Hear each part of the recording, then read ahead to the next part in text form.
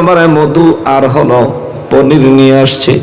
আমার নবী রাহমাতুল লিল আলামিন নিজে খেলেন, উপস্থিত যারা ছিল তাদেরকে খাওয়ালেন। 2-3 দিন পরে যখন মধুর দোকানদারে দেখছে, মিয়া টাকা দাও না কেন? কদি মনে নাই তো, এখন টাকা হইলে দিয়ে দেব। মধুর দোকানদারে কয়ে, বেটা তুমি নিছো, দিয়া দিবা, পয়সা এখনো দিলা না। দিয়া দিব, দিয়া দিব, পয়সা হইলেই দিয়ে দিব, অন্ত পয়সা নাই। হে বেটা তুমি মধু নিয়ে পয়সা হইলে দিয়ে দিবা, এখন তুমি আমার মধুর পয়সা দিবা। এই সাহাবী দৌড় দিছে, দোকানদার অফিস দৌড়ানি দিছে। সুবহানাল্লাহ। দোকানদারে দৌড়াইছে, হে বেটা দৌড় দিতে দিতে গিয়া নবীজির সামনে গিয়ে হাজির হইছে। জোরে কর না সুবহানাল্লাহ। ইয়া রাসূলুল্লাহ, নবী গো, দোকানদার আমারে দৌড়ায়। নবীজি কয়, কেন? দোকানদারে কয়, হুজুর তে আমার মধু নিছে, পনির নিছে, তে আমারে পয়সা দে না। এখন তারে পয়সা লেগে কইছে, তে দৌড় দিচ্ছে। এখন কি তুমি মধু আর পনির নিছ? কাজী হুজুর নিশ্চিত। বাকি? কাজী হুজুর বাকি নিছি। তাহলে এই লোকের পয়সা দাও। হুজুর পয়সা দিব কইতে, আমার কাছে তো পয়সা নাই। সুবহানাল্লাহ কর না। নবীজি কত তুমি মধু আর পনির আনছো, পয়সা দিবা না? হুজুর আনছি তো আপনার লাগবে। ওই সুবহানাল্লাহ কর না। হুজুর আনছি তো আপনার জন্যই। নবীজি বলেন, আমার জন্য আনছো কবে? কই যে হুজুর, ওই যে দিন সবারে ভাগযোগ করে দিলেন। হ্যাঁ ফাগলা। পরে নবীজি নিজেই আবার ওই মধু এবং পনিরের মূল্য দিয়েছেন। জোরে কর না সুবহানাল্লাহ।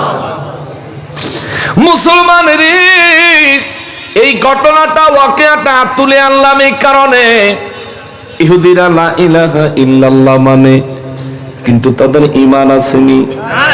খ্রিস্টানেরা লা ইলাহা ইল্লাল্লাহ মানে, কিন্তু তাদের ঈমান আসেনি।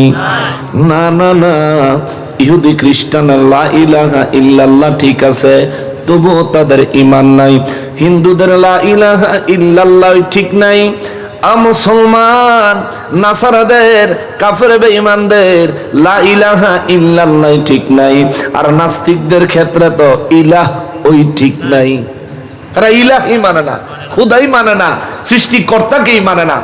এই জন্য আমার রব্বুল আলামিন সূরা আনকাবুতের 56 নম্বর আয়াতে ইয়া ইবাদি বলে ডাক দিয়ে আল্লাহ ভিন্ন করে দিলেন, আল্লাযীনা আমানু, ও আমার ঈমানওয়ালা বান্দারা রে। এই জন্য আমি জিজ্ঞেস করেছি, বাগিচা মসজিদ এলাকার মানুষ, বুঝে থাকলে আমার একটু জবাব দেন রে বাবা, আমাদের ঈমান আসেনি? তাহলে 1450 বছর আগে ঈমানদার বান্দাদেরকে আমার আল্লাহ যে আমার নবীর নূরানি জবান মোবারকে ডাক দিলেন, ওই ডাকের মধ্যে আমি আর আপনি, আমরা নাদানেরা চিনি। জোরে বলেন চিনি, আরো জোরে বলেন চিনি। তাইলে এই আয়াতের সামনের দিকের কথাগুলো আল্লাহ 1450 বছর আগে যেই ঈমানদারদের জন্য বলেছিলেন, ওই ঈমানদারদের কাতারে আমরা তখন রূহের জগতে আমার আল্লাহ আমাদেরকেও হিসাব করেছেন। জোরে বলেন আল্লাহু আকবার। তাহলে এবার মনোযোগ দিয়ে শুনতে হবে। রব্বুল আলামিন বলেন, ইয়া ইবাদিয়াল্লাযীনা আমানু, হে আমার ঈমানওয়ালা বান্দারা রে, ইন্না আরদি ওয়াসিআতুন, নিশ্চয় আমি আল্লাহ আমার এই জমিনকে প্রশস্ত করে